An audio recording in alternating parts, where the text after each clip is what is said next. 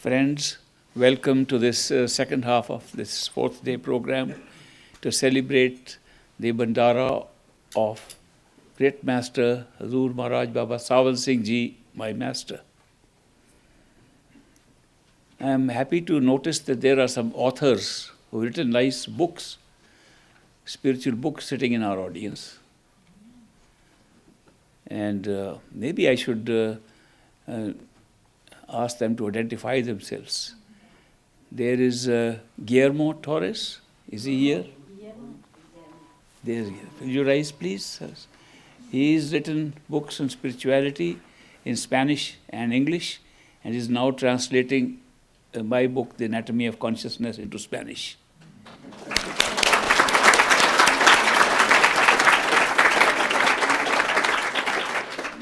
There is Marianne Bambera.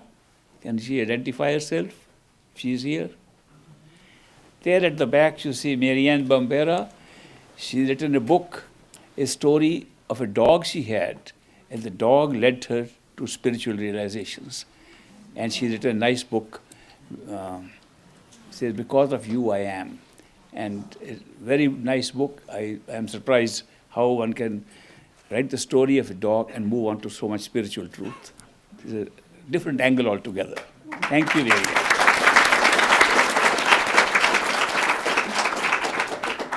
We have at the back, I think, Professor Clarence Brinson.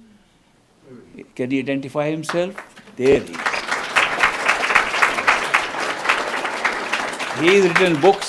He's written books to show that true Christianity is the same as the spiritual path, and that we have not understood it fully.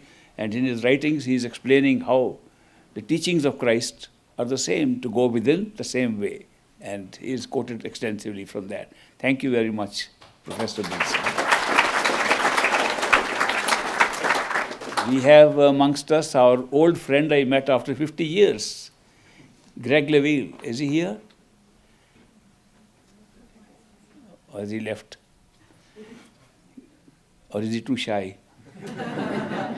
Greg Leville is writing books also and looking at the spiritual path from different angles of different world religions. So it's very interesting. Here are some people who have spread the word around. There, of course, so many authors, so many people have written books about this. And it's always nice to see that somebody is presenting it from their own experience. And I like the books that are more experiential than theoretical. We can make many theoretical models, but I think experiential is great. Now, we have been spending these last few days and this morning in trying to see what exactly the spiritual path is. The path is of love and devotion. Basically, that's the path. Somebody asked me to write a chapter for his book. I said, can you write a chapter on your method of reaching God? I said, maybe I can. You want to know just the method of reaching God? He said, yes. He said, will you write a short chapter? I'll put a chapter and give you the credit that you contributed that chapter. I said, the chapter will be very small then. And he said, what, how many pages? I said, pages? Not too many pages. It's not even a page is too much for that. He said, just one page? I said, not even a page. He said, how many sentences? I said, what? Sentences? He said, how big will be the chapter? I said, the chapter will consist of one word. Love. If you understand love, you know the way to God. It's as simple as that. That the path is of love and devotion. God loves us more than we love God. The pull is coming from there. He is not dependent on our love to pull us. Our love is merely a response to His love. His love flows in so many ways. Flows through miraculous ways in our coincidences and miracles that happen every day. It flows through the teachings which appeal to us. And most of all, it appeals to our soul when we meet a perfect living master. And just seeing him, just touching him, just talking to him touches our soul. That love flows in so many ways. It's the love that takes us there. But we have something standing in the middle of God and ourselves, of our totality and ourselves, which is our own mind. The mind binds us down. It does not even let us love. It does not even let us love in this world. We fall in love with somebody in this very world and we think about it. Is this real? Does he or she also love me? And we ask questions. And we get into a mental game, a rational mental game. And the real quality of love, which is unspeakable, goes away. So we destroy our own experience of love, whether in this world or with God or with the totality, just because the mind comes in the way. Nothing else comes in the way. So meditation, following these instructions on meditation, is all a technique to handle this mind. The mind is a big obstacle to spiritual growth. It distracts us. It attaches us to things that are outside of us. It creates desires for those things and therefore attaches us even more. These desires and attachments are really holding us back. It's only a mental activity. Desire and attachment both are mental activities. It works through our sense perceptions and ties down through the perceptions, thinking they are real, they are the only reality. Only when we are dying we realize everything is moving away, we can't take anything with us. Before that, we're trying to accumulate things. We try to make friendship with people who will never go with us when we die. We are accumulating properties and making plans for building more houses on a planet, on a physical plane, which will never go with us. Regret comes too late when we are about to die in the physical body. What did I waste all my attention on these things? Nothing is going to go with me. They are all left behind. I heard a historical story about Alexander the Great. Alexander the Great went on a rampage in several parts of the world and mostly in India. In India, he found temples laden with gold, and people were putting gold on their buildings, and he found this was a very easy target. He carried all his caravan of camels and horses and elephants into those temples, looted them, killed people, a lot of them, made women into widows, captured some of them, made children orphans, and did a lot of havoc in the country just to become rich and to carry all that back. When he was on his way back, he had not even reached Egypt. Halfway back, he got so sick that doctors accompanying him, his own physician, said, "Alexander, there is no chance of your survival. Your end has come." He said, "My end cannot come. When I was young, a gypsy told me that unless the sky turns into gold and the earth turns into silver, you will not die, Alexander. You are immortal. So I can't die." The physicians, you are wrong. And because he was so sick, he could not even sit on the horse, they laid his armor on the ground, just made of silver. And there was a canopy of gold. When he lay on the silver armor and saw the gold above, he said, "My end has come." The gypsy was right. My sky is gold and my earth is silver. Then he said, "Can I give all the property I have looted to somebody who can take me back to Alexandria, which is named differently as capital? Can I reach the capital of my country? Just to reach there, I'll give all the things that I have looted so far." The physician said, "Sorry, nothing will help. These things don't help you to live any longer. Your time has come." Then Alexander ordered that when he dies and his body is put in a coffin, his hand should be left outside. And the whole world should know. Even Alexander the Great went empty-handed when he died. It's an example in how much we are trying to accumulate things and make them our own. They never become our own. They are supposed to be for use. It's like going to an amusement park and having a ride there and saying, "I want to take these little horses going up and down in the carnival to home. I want to own all those things. You just have to write them, enjoy them, and go back home. We have not come into this world to accumulate property and to accumulate things, because nothing will go with us. We have come just to enjoy the experience of being here. And you can do that without the attachment that ownership creates. When we try to own something, that's mine. Then the great feeling comes, this is mine, that's yours. You separate yourself from everybody. Look at the functioning of the mind that can do all these things. And these are the biggest hurdles on our spiritual growth. So that is why when mystics come and teach us that you have to be detached from these things, they are not going to go with you. Then we wonder, how can we get detached? Then we don't know how to detach. Because we try to practice detachment, it doesn't work. It has never worked. I tried it. I came to this country and there used to be ye old Shakey's pizza. I liked that pizza.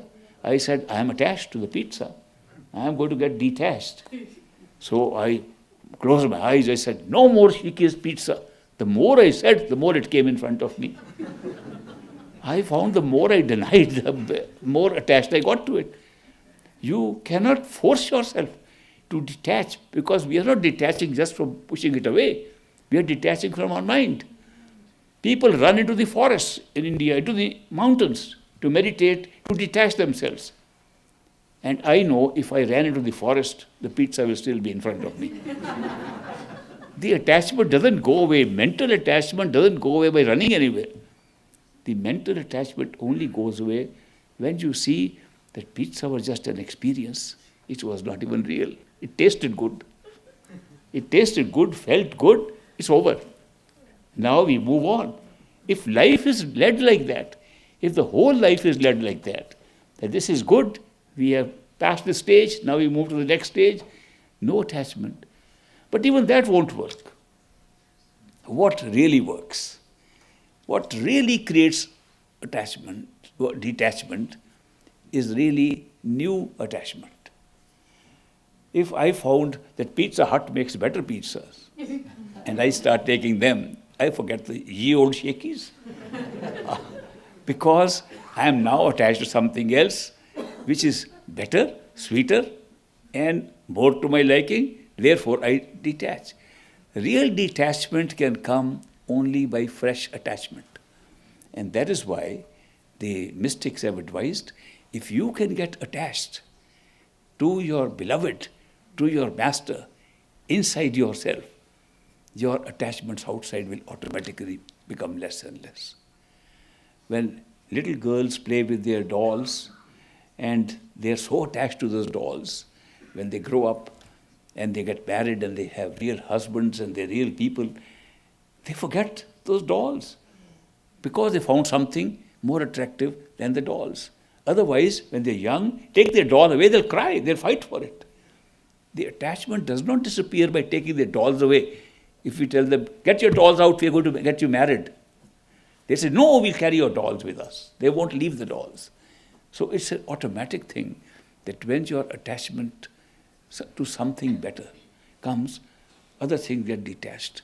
And attachment and detachment have nothing to do with love.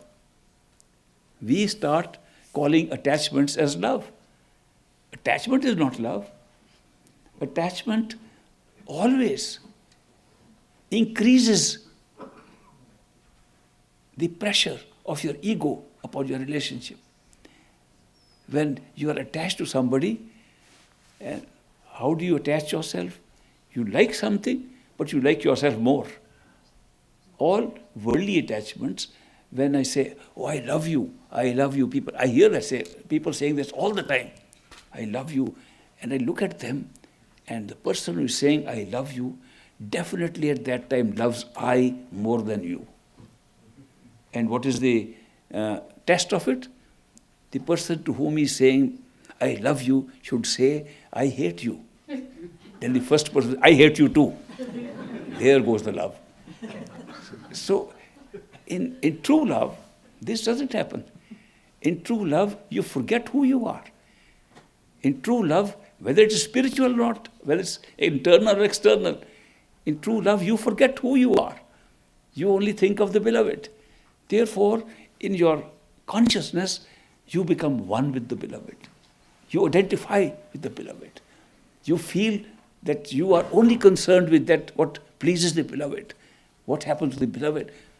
Where is the I gone? I have observed that love is the only experience which pushes our ego back. All other experiences extend our ego forward. Meditation. I do 2.5 hours. Wow, that's great. But you have got so much ego to say that. The most dangerous ego is when a person says, I am so humble. I am the humblest of the humble. That's a dangerous ego. Because if a person says, I am the greatest, people can challenge him, you are not. But when a person says, I am the humblest, nobody challenges, and the ego says, I am the humblest. It's still an ego. And you will notice, great master used to say that on the spiritual path, ego really has no place as individualized ego. So we used to ask him, why are you distinguishing between individualized ego and ego as such?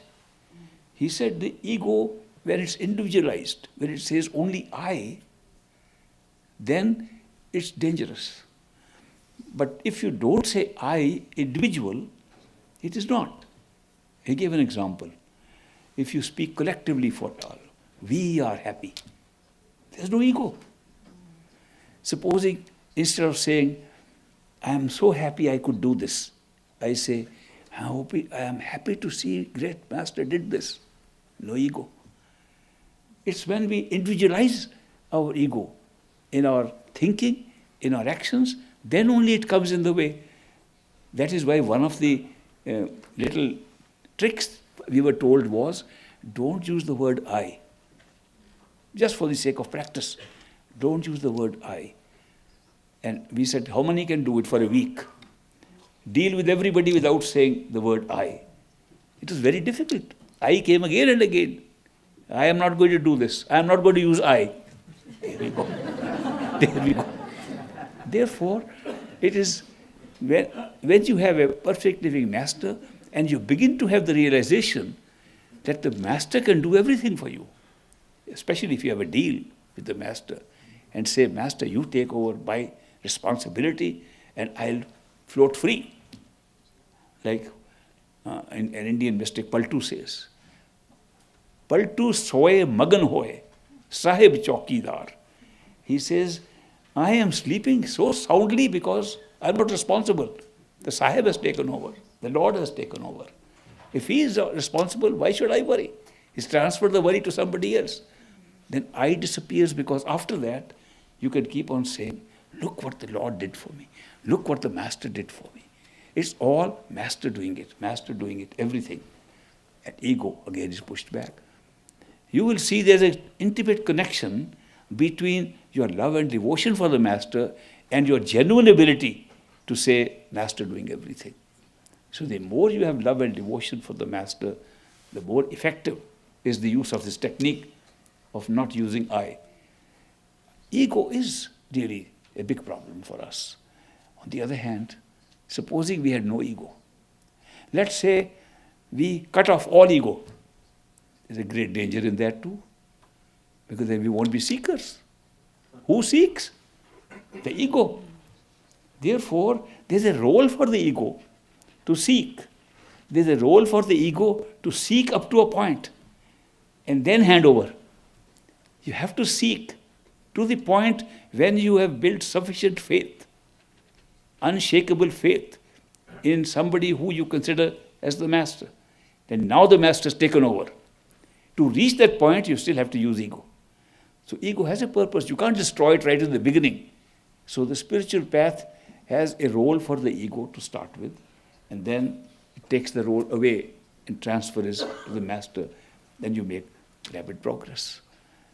This is another angle in which we should see when we are meditating, because we can be very haughty and proud.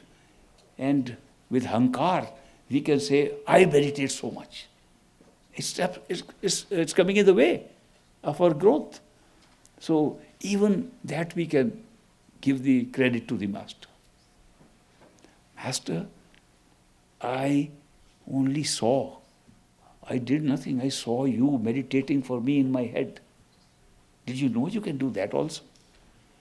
If master can do everything for you, why not let him do meditation also? That's a great art. Master, I have tried meditation, didn't work. How about you? If you say you are sitting in my head, I am also sitting there, why don't I just watch you do meditation? That's a good meditation. Sit in the head. Instead of taking all the trouble of repeating words and so on, just listen to the master repeating words. It's even better. If you practice this, you will find master, perfect living master, is willing to do meditation for you also. And you can be totally relaxed and just listen to what the master is saying inside. And then when you make the master do meditation inside, you also are able to have darshan completely. As you are having a darshan of the master, he is doing the work for you, you're so relaxed. Did you know that meditation can be so relaxing? It's a most relaxed meditation. Your face is lit up, smiling, because master is doing even meditation for you. And once you get that experience, after that it's easy to see master doing everything for you in life. Wouldn't it be great to practice this kind of meditation where you leave it to the master to do it? Would you like to try it? Yes. Let's do it. Let's do it. Let master do meditation in your head. But you have to be there. You have to be there in the center, behind the eyes, at the third eye center. In your nice meditation chamber. Remember, you have to always go back to the meditation chamber in order to start. Don't start meditating till you are sure you are behind the eyes in your meditation chamber, and there is a nice floor with a nice carpet rug right behind the eye. And make it a strong rug, strong floor, so you don't go down, sink down into it.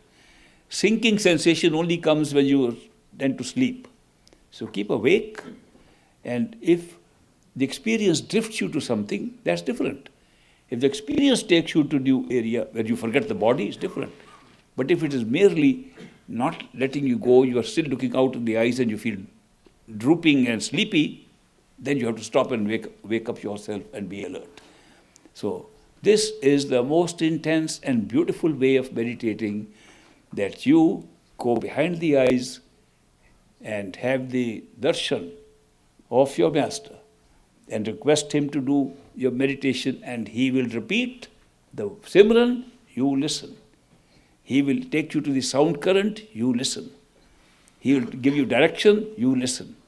Keep on, see that the repetition goes on by the master. If the master says something else, you start repeating with him.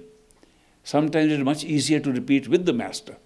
Of course, in the beginning you will have to do that. You will notice that you will be repeating the words with the master because your mind is making up those words for you and for the master. But later on, you can be completely relaxed and quiet and listen to master alone, his image alone, his face, mouth alone, doing the Simran for you. As tight out. Close your eyes. Go behind the eyes. Go into your meditation chamber.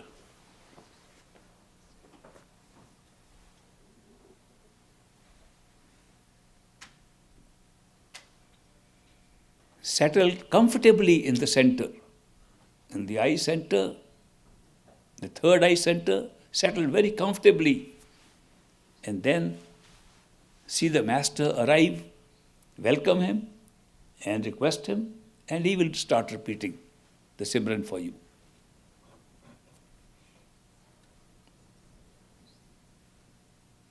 Welcome back. How many of you could successfully do this exercise? I'm very happy. This is a very difficult one. It's a difficult way, but by practice everybody can do it. And it makes meditation relaxing and very easy. It'll take time to do this because, again, the ego with its voice wants to come on along with the master or even override it and push the master aside. The ego is like that, the mind is like that. But with practice, you'll be able to handle this. This was the technique that worked so well, at least with me. Meditation became the most relaxing thing. It was not a chore at all. You looked forward to it. You look forward to it. Then when you are not meditating, what should you be doing? You should practice making the mind habituated to repeating the words, so that the mind's repetition should be automatic and natural. If you repeat these Simran words, the words of the mantra or the Simran, walking, talking, doing other things, where no special effort to put attention outside is required, you get a habit of always listening to these words. You can do something else, but you listen to the words. There is a front part of the mind which thinks and you can hear, and there is a rear part of the mind that remains alert but not doesn't speak always. The front part of the mind is where we put the attention on things outside. The rear part of the mind is in a standby mode, that if something happens, it suddenly reminds you. The example is given of a mother with a little child. She's cooking in the kitchen and she's working on the different vegetables and things he's cooking. And the little child is crawling away and crawls into the other room, and she's still busy. If the child makes even the slightest sound, the mother immediately says yes and can look back. That attention, which is the outward attention, is being given to the cooking. The inner attention is on the child. You will notice that if you can distinguish between these in your life, the outer attention can be used to do all your worldly work, and the inner attention will remain on the Simran and on the Master. It becomes a lifestyle that you can hold the Master in your head and he's always there, you feel there, and yet the outer attention is being used to do your work. Because so long as we are in this physical body, we have to do outside work. It's karmic, it's karma, otherwise we wouldn't be able to survive, we won't be here. So all the relationships, all the families we raise, the work we do, the jobs we take, they are all karmic things which require an outside attention to be placed them. While the outside attention is there, the inner mind will keep on repeating the Simran if you practice it. It does not interfere. Just like when you start hearing the sound. Sometimes you will hear the sound only in meditation. Later on, the sound will be there all the time, day and night. And it will never stop. Whether you are awake or sleeping, you will be having the sound. It will be part of your existence. When that loud sound comes, it may be, no matter how loud it is, you drop a pin here, you can hear the pin along with the loud sound. These ears have nothing to do with that sound. When you drop a pin, these ears will hear it. And that sound is being heard by the inner ears and not by these at all. So there is no conflict. You can do worldly duties, you can do worldly work, you can have relationships, you can do all to fulfill your karmic pattern which has given you life, and yet inwardly you are constantly meditating. Meditation is a way of life. If you think meditation is merely a method to discover what is inside, and worldly duties are to live in the world, then the way we divide time, even if you do 2.5 hours of meditation, I don't know too many friends of mine who followed this 2.5 hour rule. They got tired after an hour. Sometimes 10 minutes looked like 1 hour. Sometimes 15 minutes looked like 2.5 hours. And they looked at the watch. So, but even if you do 2.5 hours of meditation, what about the 21.5 hours that you're spending somewhere else? How is your attention going 2.5 hours, 10% on this side, 90% outside? What do you expect? So great master would explain that you should do 21 and a half hours of meditation and 2.5 hours of other work. How is that done? If you are practicing this Simran to become automatic, then all the time at the back of your head it will be going on. Anytime you put attention, you can hear it. It will be there, but by attention you can hear it. At night, when you sleep, it will be there. If you suddenly wake up in the middle of the night, you'll hear it's going on in the head. By habit, you make Simran a continuous feature of your consciousness, of your life.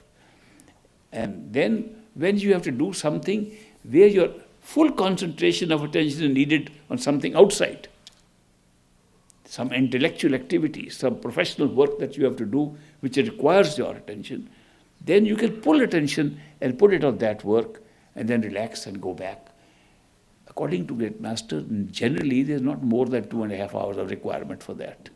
And therefore, you could live very nicely, do all your work, and real attention is used outside 2.5 hours, meditation 21.5 hours.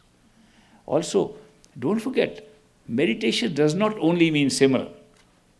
Meditation is if you remember your beloved. If you're thinking of the Master, it's also meditation. Not only that, if you're working and you ascribe the work to Master and say, Master, it's your seva I am doing, it's your service I am doing. I'm not doing it just to make a living. You are giving me the living, I am doing your seva. It becomes meditation. Meditation has so many features in it. So meditation is a way of life. And once you start living that life, automatically you are in a spiritual field all the time. You are covered by spirituality. Day and night you are intoxicated by it. You do not feel separated from your Master. You do not feel separated from God Himself. You feel you are on a spiritual path and you are a spiritual being. Otherwise you always feel you are a physical being caught up in this world. But with this kind of meditation, you become a spiritual being. So I hope you'll be able to practice all this. Don't forget, Dhyan can be used with Simran, without Simran, with Shabad, with sound, without sound. It can be used by walking and talking and going over. Simran can be used at all times too. Make this as a practice of life and you will see the results. I promise that I'll try and give you a peep into a sky in which you can fly. Would you like that now? Yes. How many of you like to fly? Let's see how many of you succeed. The success rate has been generally pretty good, but let's see about this audience. Now, when I talk of the space behind the eyes, and I talk of that meditation chamber, that's the starting point for all spiritual adventure. Just like opening the eyes and opening your sense perceptions outside, the 9 doors outside, is the starting point for all your worldly adventure. The closing of the eyes and closing of sense perceptions so that your attention is only inside is the opening of inner adventures. When we will go into the chamber where we meditate, we'll sit in the center. And from the center, we'll look around on the walls of the chamber. And you will see one or more window. How do you know it's a window? It will be lighted compared to the rest of the wall. So you will notice that there are some portions of the wall around you which are lighted. When you see the light, it can be on one side, it can be on the front, or at an angle. When you see the light, then I will give you directions how to proceed with that light. Okay? So close your eyes. First of all, establish yourself at the third eye center behind the eyes. And remain in the center till we go to the next step. Think of nothing else but being in the center of your meditation chamber in the head. How many of you could fly? That's a great result, better than I thought. That's your astral body flying, not this body. You had temporarily, for a short period, very short flight, you've taken a very short flight out of this body and had that experience. that experience will become a natural experience for you. That experience will show that the window and the sky were not outside. They were all inside. They were created inside this chamber. But you can create the whole world inside. And when it is created, it will be more real. When you can detach yourself from this body and practice that, it will be more real than this world.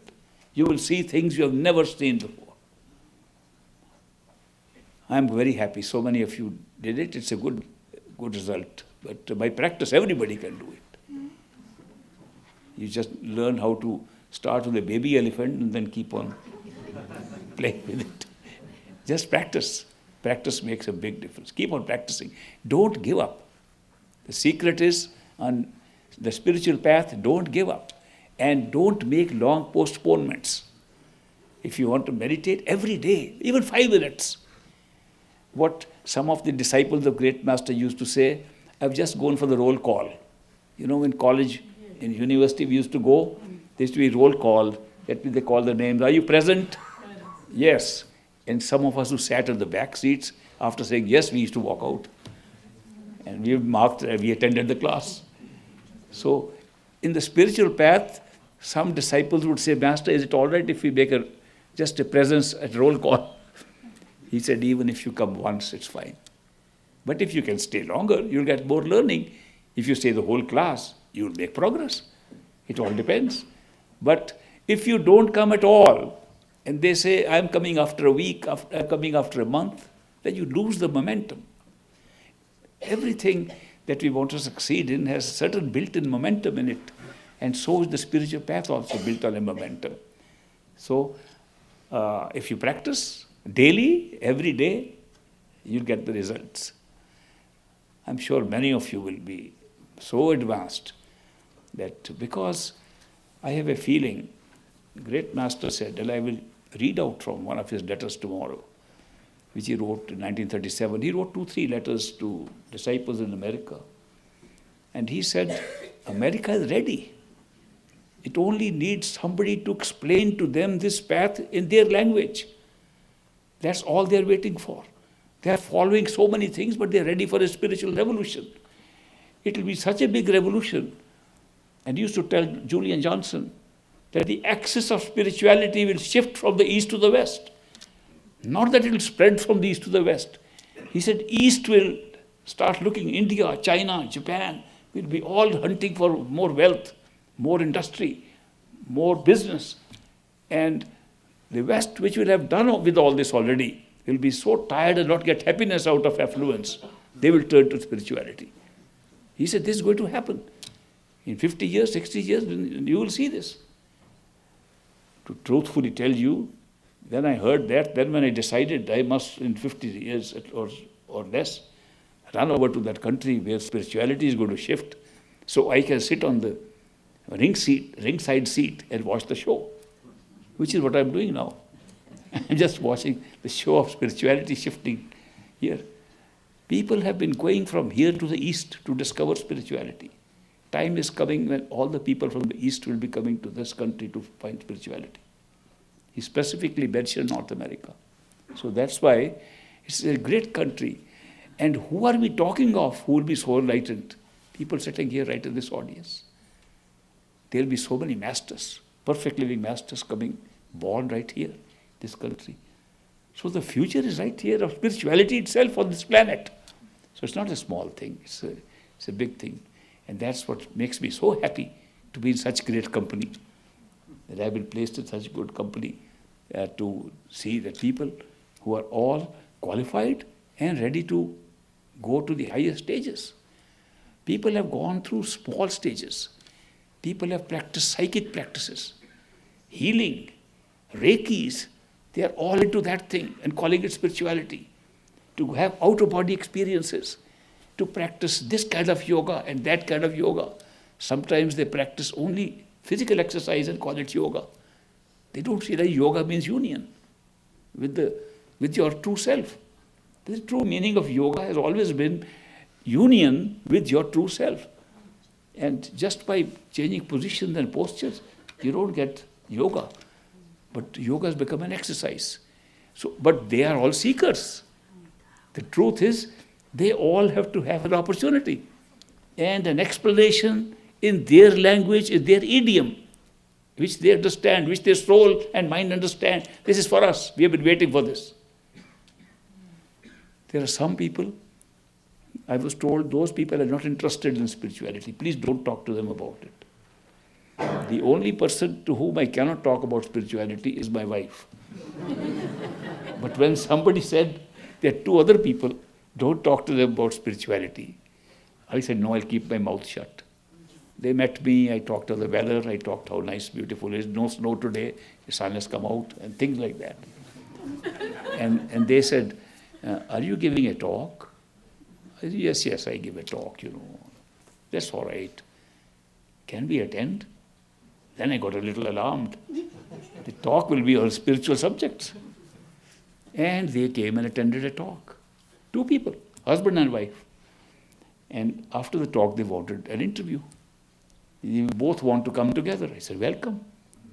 So when they came for interview, they said, do you know? They both said, this is what we have been waiting for from our childhood. And nobody knew about it. They had never expressed it to anybody, not even their family members didn't know. And they said, this is exactly what we wanted. So one can never know. People are ready and we can't see them.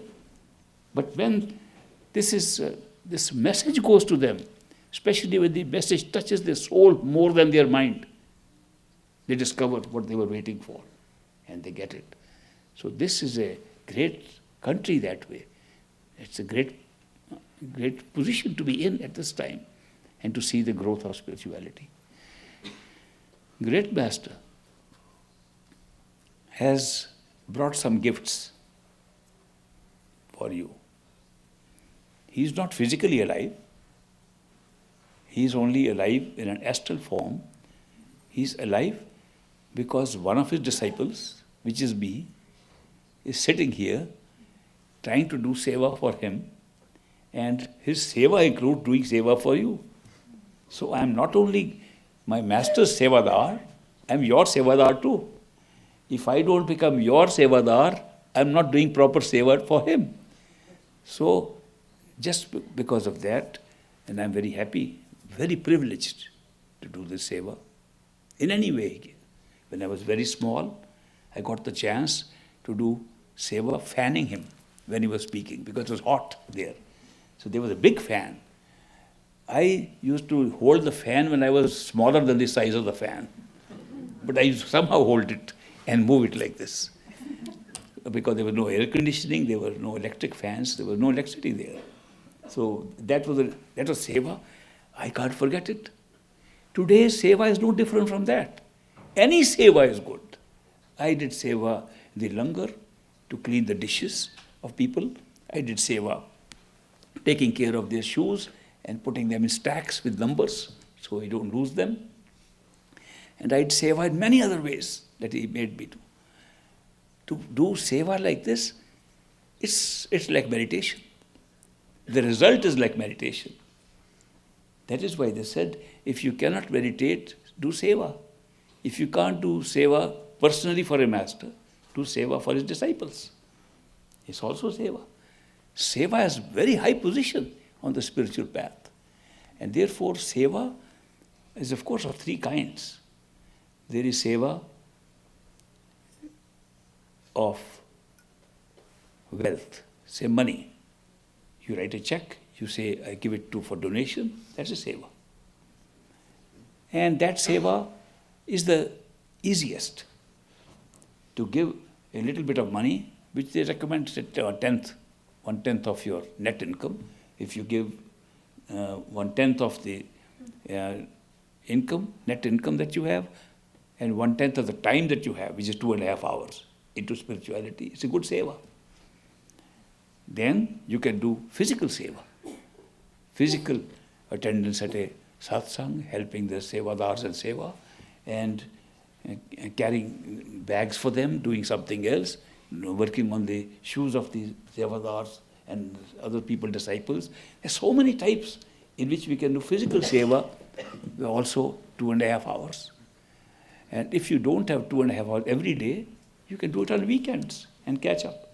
You can do once a month and catch up. But that seva which you do like this, thinking, I've got an opportunity, in fact counts like meditation. Great Master made it clear. This kind of seva which you are doing in the name of Master, with the thought of Master, with the darshan inside of your Master, you are doing that seva, it's like meditation. So seva is a great thing.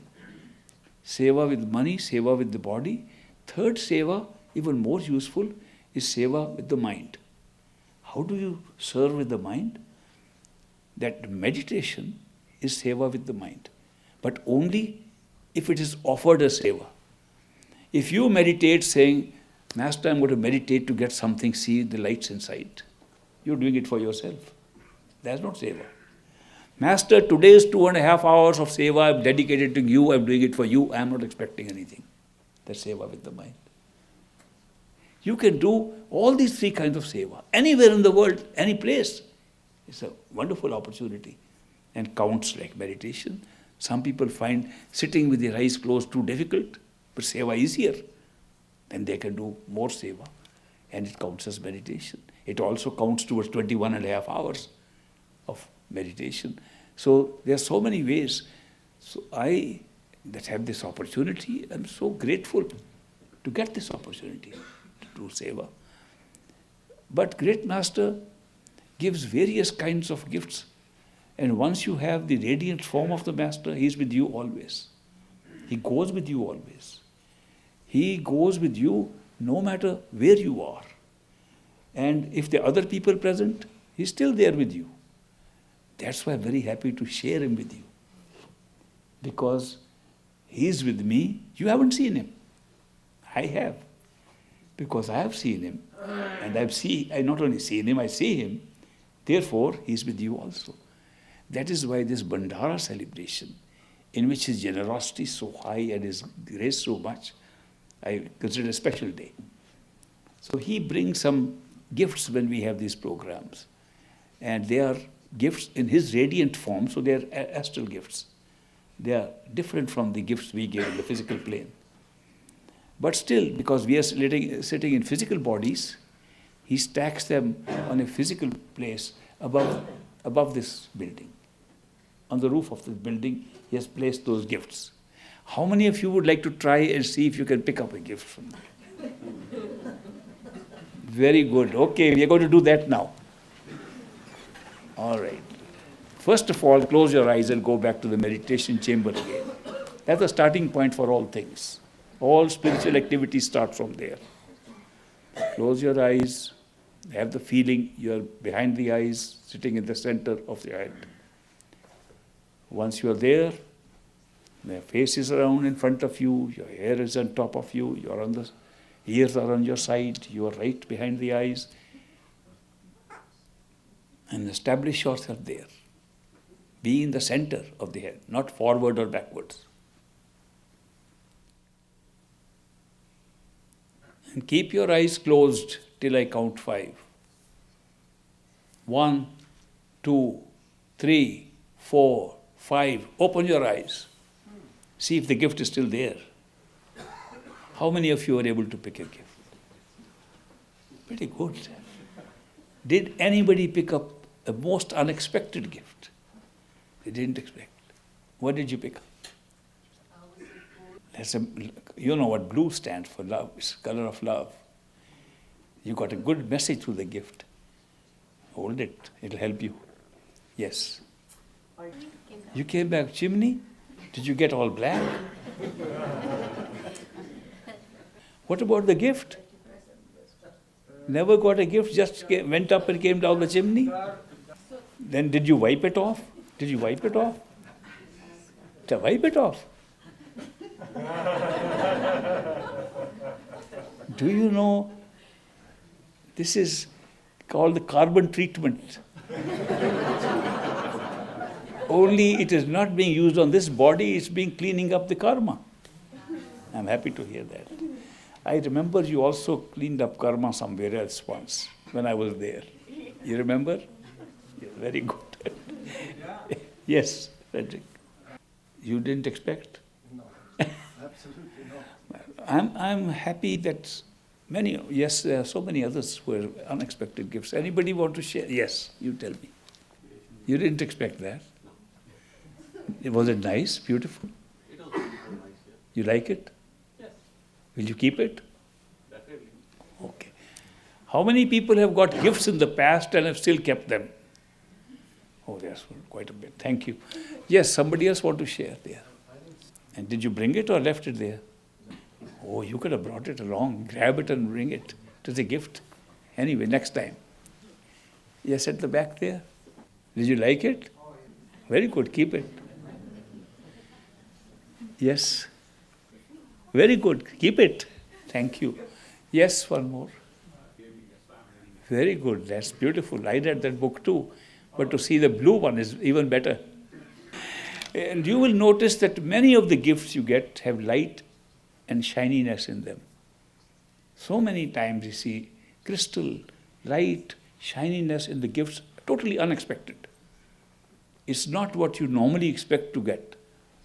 How does that happen? Because that is how astral life is made up of.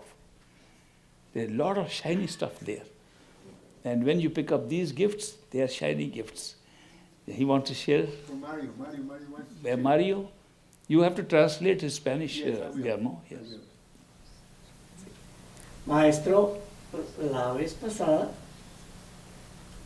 Master, last time, al subir al techo, when I went to the roof, una gran caja envuelta en papel regalo he saw a great gift, a great box in gift paper, very large one, y sentí que estaba llena de amor.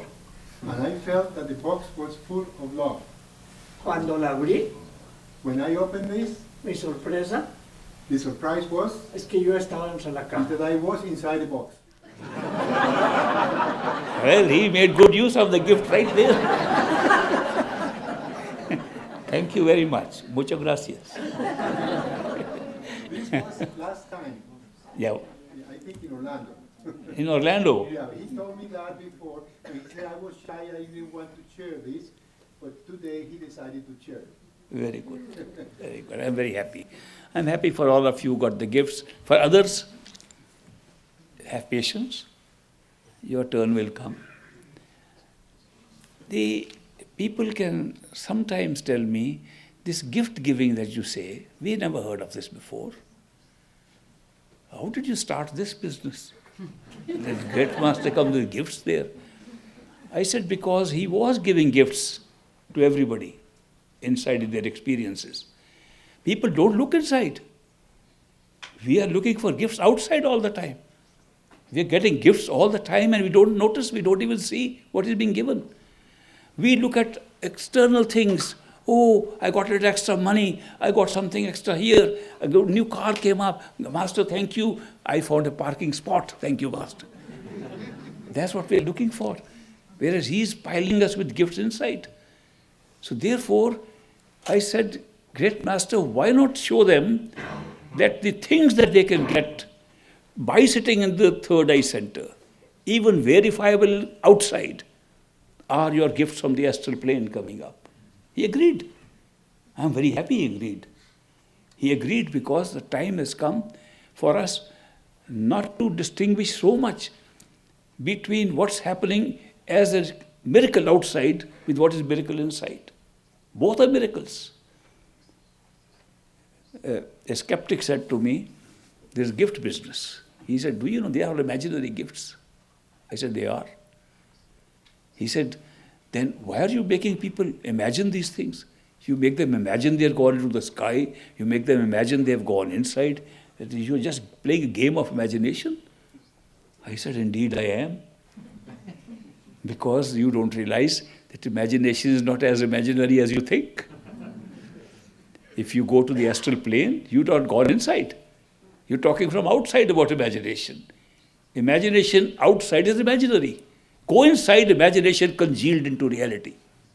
As much as this imagination has become reality, physical for us, this is imagined reality from another level. And you go inside, what you thought was imagination becomes real. And secondly, even if it is imagination, you only imagine things that you know. You don't imagine things that come which you've never seen before. And here are experiences over and over again, unexpected things. People want to expect some gifts. They don't get those. They get astral experiences. Therefore, it doesn't matter what the skeptics say. We have to go by our own experience. Everyone should go by their own experience, not experience of other people. If somebody says, I have gone to such count, I haven't gone, so okay, I'll wait. If somebody says, there's nothing in it, I have something, I believe my experience. I am a follower of great master Hazur Maharaj Baba Sawan Singh Ji, whose name resonates with me because he was acknowledged as great master.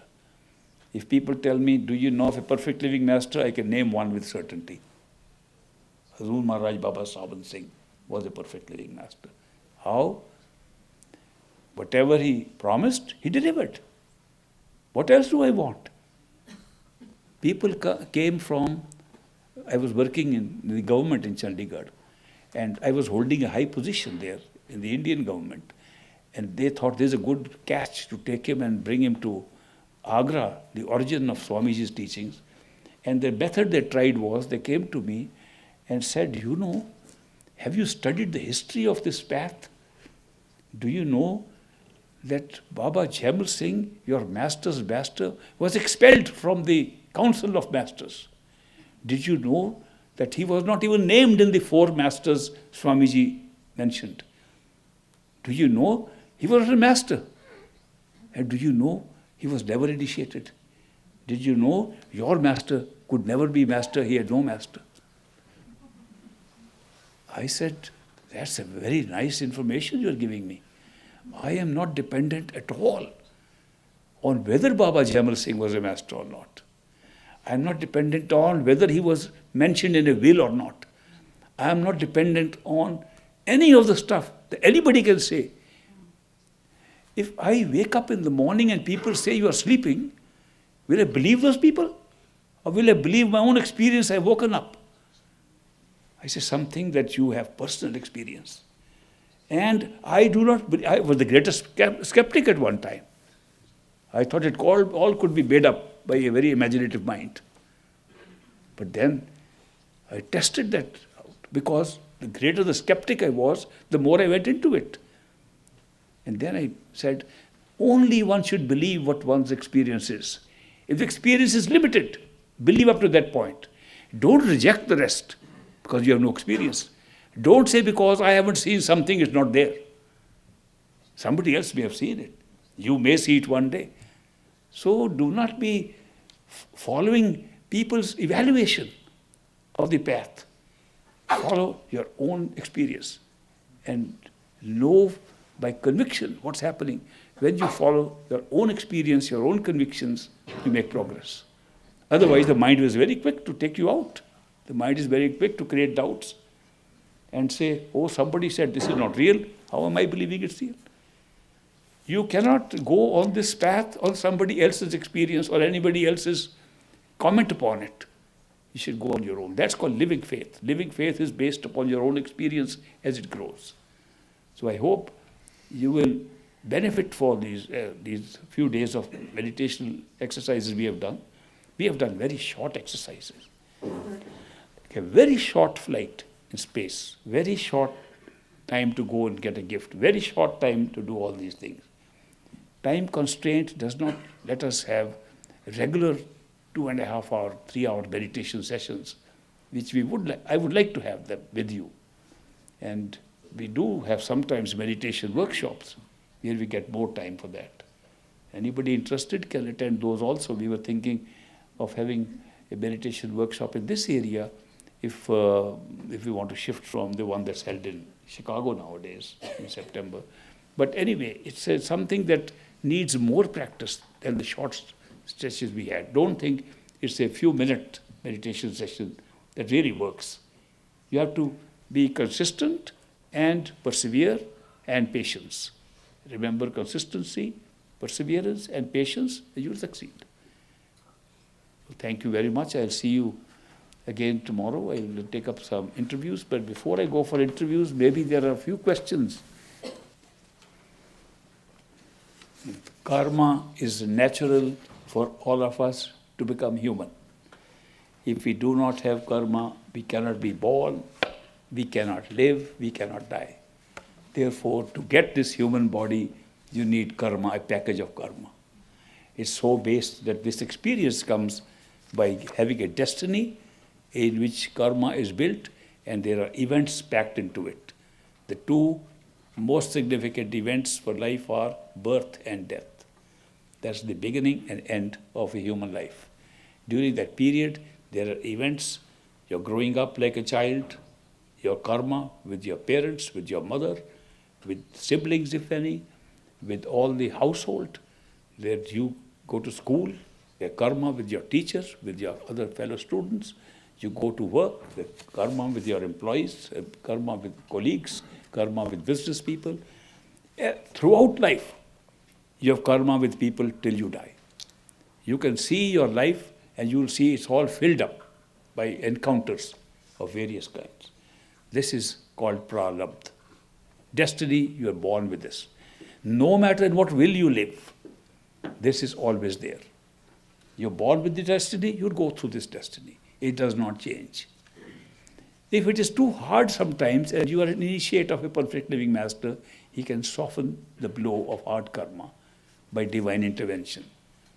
But otherwise, the karma is a pattern for all, including masters. When perfect living masters come into this world, they take a body with a karma like any other person. They don't make a distinction that we come karmaless and you come with karma. Some people have this belief. To get the body, human body, they take up a karma like anybody else. And they work through the karma like all this. We pay off our karma according to these events already written up. Then there are the gaps in the middle when we get choices. As I mentioned, in most lives, the gaps are not more than 20-30% of life. 70-80% of life are all fixed events, which you can't help. Accidents take place, encounters take place, relocations take place, you have no choice. And they are just part of your destiny. But when you get those gaps, that is where that strange experience of free will comes in. You have to make choices. And you decide this or that. Karma is only created during those gaps. It is not created during the rest of the 70-80% of life, which you are just paying off karma from the past. New karma is created only in those little gaps. And during that, when you make choices with free will, deliberate choices, not Hobson's choice, where you have only one choice, you can't do anything. That's not karma. When you feel more than one option, and you have to make a decision, new karma is created at that time. The new karma lies waiting for you to be paid back later on, either in the same life or next life, or a life much later on.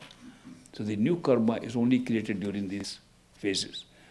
When you live in the will of the master, or will of God, then you go with the flow. Then you use your choice making on a different way. For example, if you want to make a choice and you can go to a master, I have these options, what would you say? He says, do this. You made no karma. If the master got it, fine. He can handle it. But then, if you have got internal contact with the master and you ask the master for every decision, he makes it, you are living in his will, you create no karma. You can have a life living completely in master's will. Supposing a decision comes up, do you want to go east or west? I'm just taking an example. And you don't know which way to go. They both look okay. And now you're in a problem, which way to go. You can apply another test. Which way will take me closer to master? You choose that, and it's master's will that you followed. If circumstances tell you what to do and you follow them, you are living in the will of the master. Only when you try to intervene with your own will, karma is created. You can have a life in which there is no karma. But most people who like to live that life find that their earlier karma, when they could not have this decision, and their karma from past life, the disease they had, which is now coming only partly in this life, and the rest is in reserve.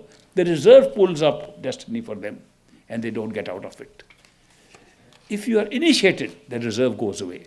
And that's why if you're initiated and live a life in the will of God and the will of your master, you will never likely to come back again, because there's nothing to bring you back again. So there is a difference here. You can live in the will of God, and the karma is still being paid off. The karma is paid off by events that are already stationed in on your timeline. I just answered it. This is the third time it's happened, Jonathan. How are you doing this? he puts the questions in the wrong order. Question should be before the answer.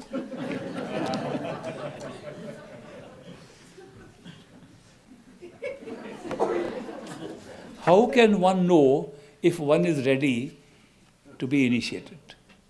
Answer, you cannot. You are not a judge of whether you are ready or not. It's the master. But he can ask you, are you ready? To create a whirlwind in your mind. Am I ready or not? And look back on your own situation and see, how do I feel? Before Master asked me this question, are you ready? I thought I was ready. And now he's put a question to me. The question is merely a self-assessment of where you are. But it's the judgment of the Master, you're ready or not. And how does the Master judge? He does not look at this life which we are looking at. He does not look at the event that have happened in this life. He is looking at several lives together. And he is looking at the soul, the nature of its entrapment in the mind and in this world. And he sees this soul has been longing to get out. It has intense longing to get out of this mess. When that longing and intensity of seeking is there, he says, you are ready, and initiates that person. And if that person, of course, is on the list, he takes special care of the soul to make sure it makes enough progress not to come back into this world again. Can a child under 13 be initiated? I believe, yes. I was initiated when I was not even 10. I would be disqualified under the 13 rule. And I saw with my own eyes great master initiating children 5 to 6 years old. But they were given half initiation. Great master had this practice. I don't know any other master followed or not. But he had a practice of giving half initiation to younger children who were not teenagers yet. And the half initiation was just tell them how to listen to the sound. Children were very easy to listen to sound. They were not distracted easily, and they did not understand the full implications of the spiritual path. But the simple exercise they could do, so they would get half initiation. But when they became teenagers, and they then asked for initiation, he gave the other half initiation, only Simran, only repetition. And because at that time, in adolescence, their mind was scattered in a different way. And so for adolescent teenagers, he would give half initiation of Simran only, and when they were ready, then he gave the other half. Little children would get Simran later, and teenagers would get the sound later. This was just a practice that I noticed. Indeed, how I know it? I was taken to Great Master for half initiation because I was only 9.5, I was not 10. I was not qualified for full initiation. So my grandfather, who was already initiated, he took me. I was playing around. I was not that keen on this. My whole family was into this business, and I had my doubts about this religion, like some people called it. And I thought, just another religion they're following. But when my grandfather took me, he said, come, I'm going to get you half initiated. Master's giving initiations there. He took me there, and of course, Master knew me from childhood. He knew my parents before I was born, and therefore he knew who I was. And he called me by name, and he said, come in front, and he held my arm like this, and said, what kind of initiation do you want? Sweet or salty. Now, I had seen him do that with children, and I knew they would say sweet. And he had some candy around him, and he would give them candy and say, go. In fact, one friend of mine who got that candy, till his old age, till he died, he thought he got the initiation through candy. He believed it so much. But that was for children. Okay, when you grow up, you'll understand more. Then you'll ask for initiation. When he asked me this, I know he's going to send me off with candy. So I said, no candy or salt. I want the one inside. Then he laughed at me. I said, I don't know whether laughter means yes or no. Then he just pulled me on the side, because he was doing selection of other candidates for initiation, and put his arm around and held me there. I wanted to let me know what he decided. I had no idea. Is it in or out? Am I in or out? Then he kept on selecting other people. Yeah, you are in, you wait, take vegetarianism seriously, do this. Some questions he was asking them before initiating. And once he said yes, they would go inside the hall, and the other said wait, and they would leave.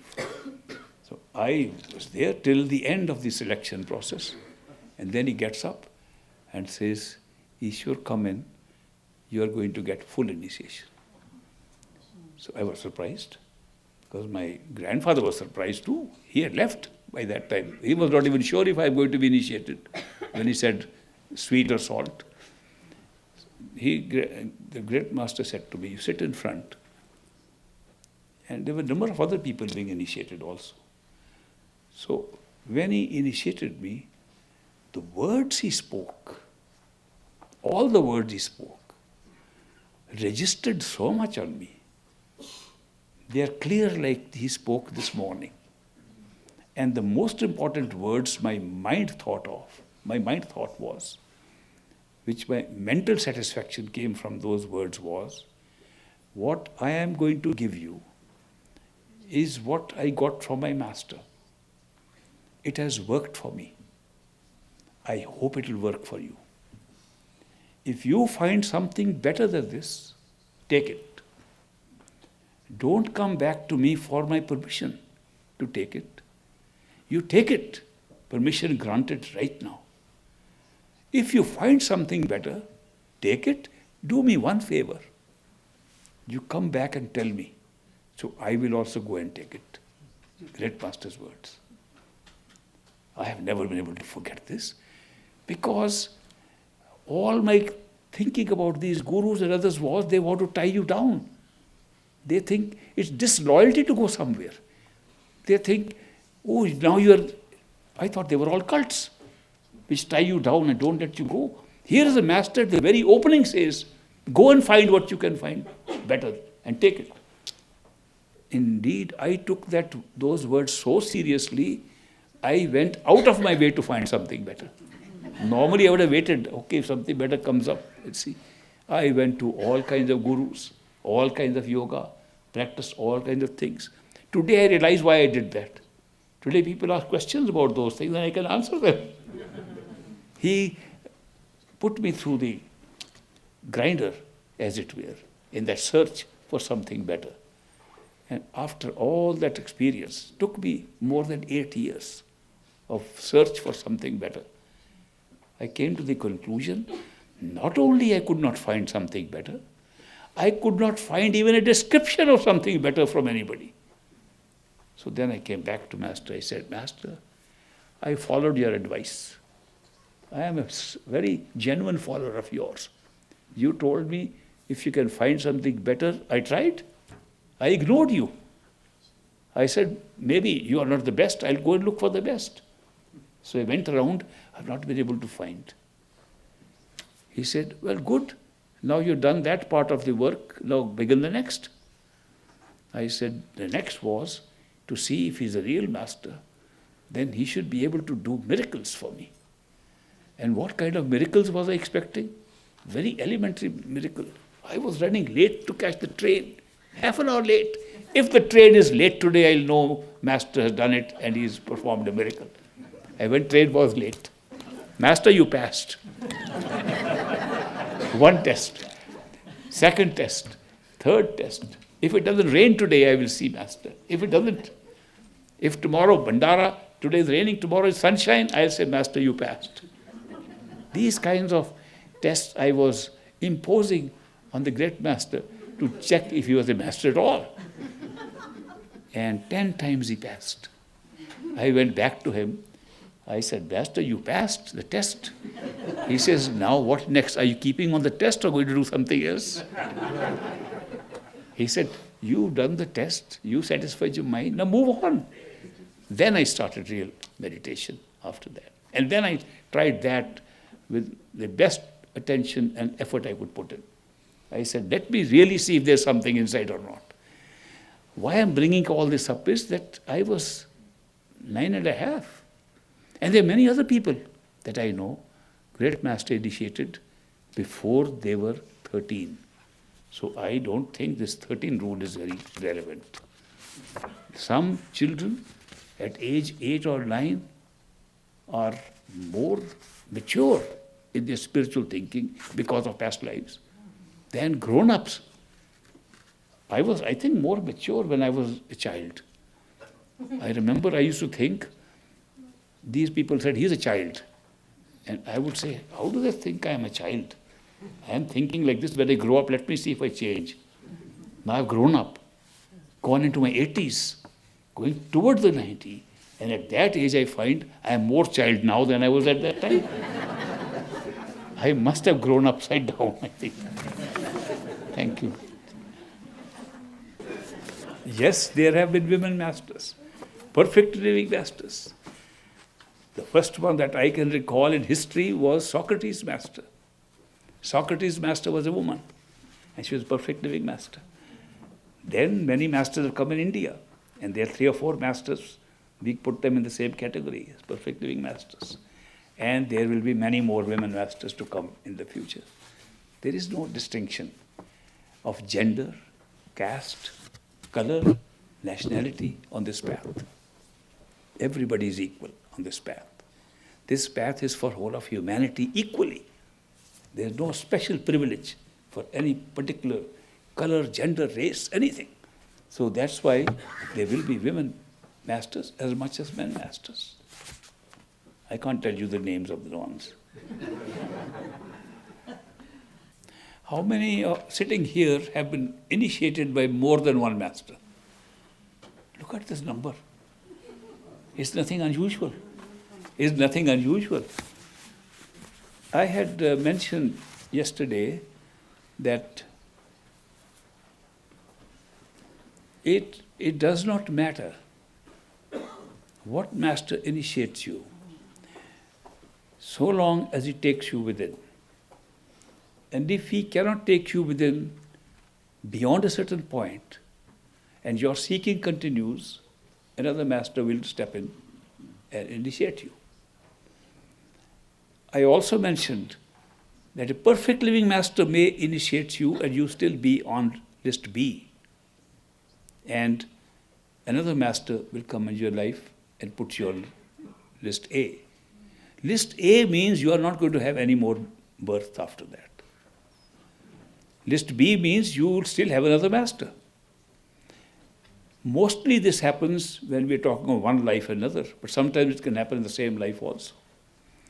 A master, perfect living master, can initiate you and then die. You made no progress. You never got the radiant form of the master within, and you are still seeking. You have great faith in the system. You've got faith in this, but the focus of the devotion which was to that master is no longer possible because physically he's not there. Your relationship was physical. You had not seen him inside. And another perfect living master comes and pulls you with unconditional love. He will initiate you. Because he will continue the same thing which the master that initiated you first does. Remember, all masters are the same Shabd made flesh. They are the same master power. There is no difference. They do not take you anywhere else except the same destination. If you are able to see a contemporary living master in your life who initiates you, you will see many masters during your meditation itself. You will see masters who initiated you in previous lives. You will see masters as perfect masters who initiated you in this life. You will see imperfect masters who didn't take you all the way in this life during meditation after being initiated by a perfect living master. Therefore, it all depends. Supposing a man wrote to me, how do I know which master is real? I have two masters in mind right now. Here, I say, good choice. Most people can't find one, you found two. He says, but I don't know, they both look perfect living masters, and I don't know which one to follow. I said, the condition which applies to the pull of the soul towards its home is, wherever the unconditional love of the master pulls you more, go there. That's a general rule. It's a pull by the love. If you find no pull, and you're just being initiated because your family members are initiated, then you wait patiently. If something suddenly, miraculously happens, you'll suddenly get the pull. If it doesn't, you have to wait for a later time. But when the unconditional love's pull comes from a master, that's where we move. If you have a choice of many masters, so I wrote back to him. I said, whichever master pulls you with his unconditional love, follow him. He wrote back to me, both of them pull me unconditionally. Making it more difficult for me to answer that. I said, don't see a distinction. If you feel the pull is exactly equal, first of all, see if it's equal. If the pull is exactly equal, toss a coin.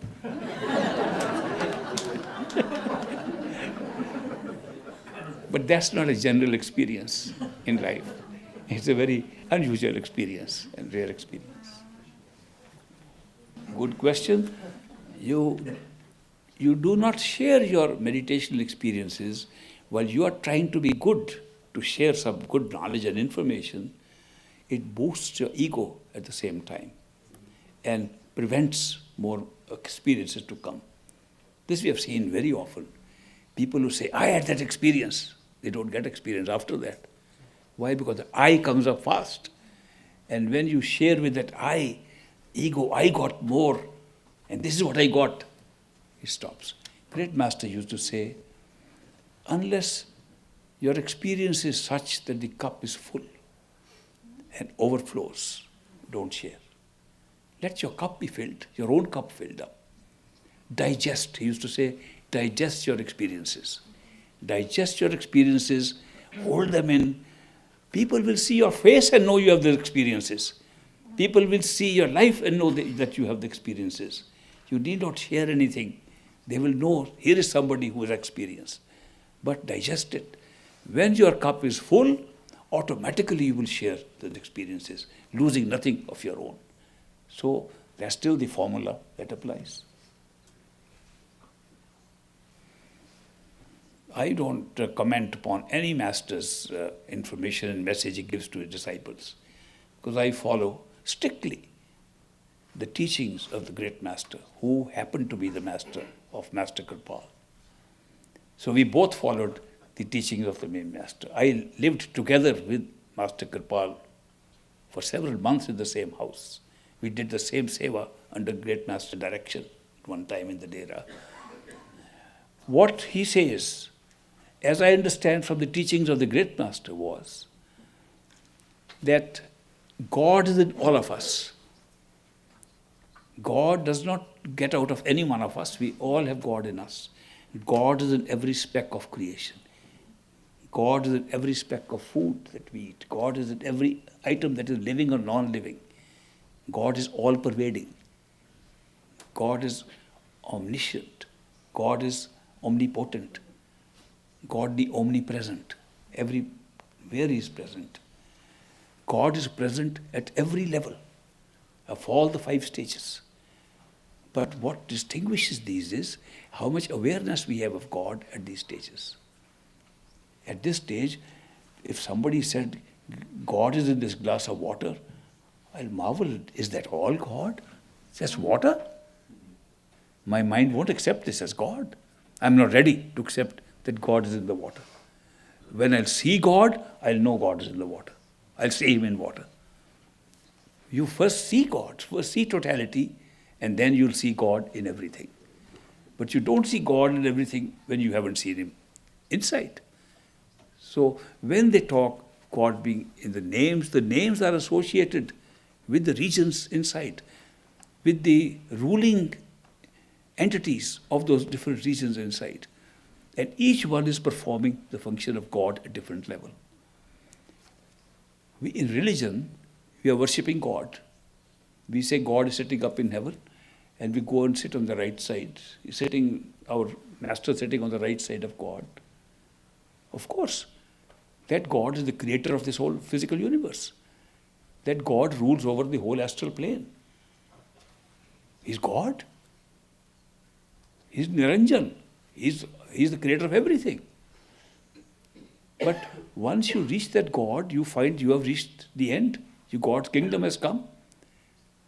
And then somebody who knows of a region beyond that comes up and says, He's the God of this creation. But there's a God that created this God also. And created these regions. There's another region. It takes you up, it takes you a causal plane and find that the origin of all that the God and others was taking place somewhere else. But there's another God there. That God is creating that region. You can go on rising like this. Ultimately, you reach a point when you find there is nothing to create. Everything is originating from one source. And the source is totality of consciousness. The very consciousness, the very soul that we possess, its source is that. It's the ocean from which the drop is functioning within the ocean. It's a game of awareness. And then you discover, can we call it ultimate God? Yes, we can. How many gods are there? Every time we want to say God, it depends on how far we have gone. The further you go, you find the creator of gods. Mostly the scriptures have described who is the creator of God. The Bible says, John's Gospel, he doesn't say in the beginning there was a God and he set up this world. He says, in the beginning was the Word. And the Word was with God. And the Word was God. All things were created by Him. And nothing was created that was not created by Him. He refers to the Word. Word as a power that can create God. Now, everywhere else, Rig Veda, one of the oldest texts of scriptures in India, the Rig Veda says, in the beginning was the Nad, and the Nad created the Creator. Almost a translation of John's Gospel. So when you look at these things, you find that you can term God for any power at different levels. The level you reach and the creator of that level becomes your God. Therefore, when we say God is in all these names, yes, that's how we worship God. We even worship gods in India, we worship gods who are sitting below the eyes, in the centers below. We worship the creative power in man as Brahma. We worship the sustaining power of the digestive system as Vishnu. The sustenance of the heart, we call heart failure or death, as Shiva.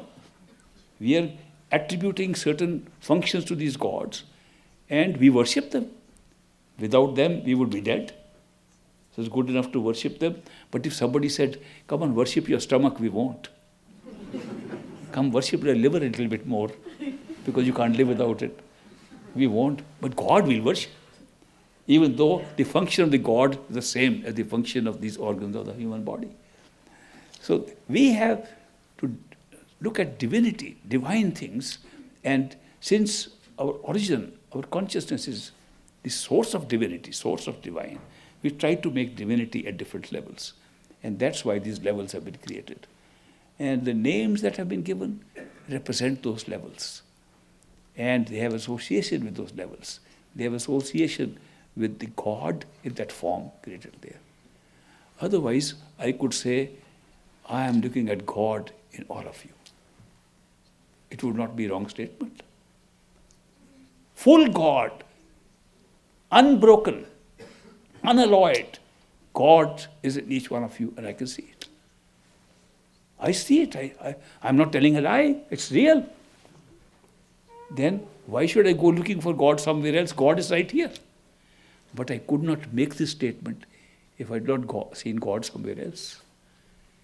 You won't see God unless you know the nature of God and how God is consciousness and is spread out to all living things. First, go to the source. Find out. You'll understand the effect of it. First, go to the real cause of all this experience and you'll find out the reality. Who are you and why are you here?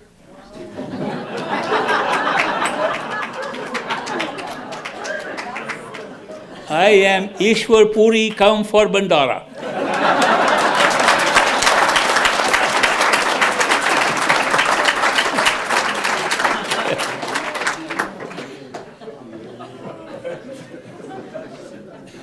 Yes, The last for today? yes, last for today. This is all. It says, Babaji, I love you.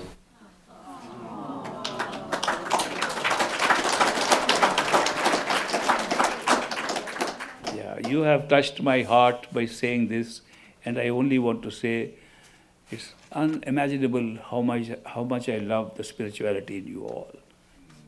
You are such great candidates for the spiritual progress that I can watch in this country, that I really bow my head to you people because of the potential that you carry with you. I am a sevadar, as I said in the beginning. I am serving my master, and that in that process I am serving you.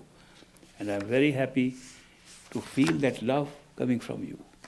I see you, I look at your eyes, love flows from it. Tears flow from it at the same time. Love flows from it. I am sufficiently open-eyed to see these things.